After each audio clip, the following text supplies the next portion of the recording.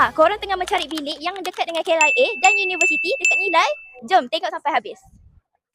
Unit dekat sini starting daripada 750 sahaja. And dekat sini korang akan dapat bilik besar macam ni. Ada katil yang tilam, kita ada meja belajar, kita ada mini fridge juga. And also kita ada almari besar macam ni. Siapa kata kat sini tak boleh masak? Boleh je. Kita dah siap sediakan induction stove. Lepas tu kita ada water dispenser dekat sini. And dekat sini pula ada lagi microwave. Senang korang nak masak. And bukan tu je tau. Dekat belakang ni pula, kita ada washing machine. And then kita dah siapkan ada dryer juga tau. So senang hidup korang, tak payah pergi lobby dah. Facilities kat sini besar. Tengoklah swimming pool kita. Dekat bahagian bumbung pun kita ada banyak facilities lagi tau. Gym pun ada dekat sini.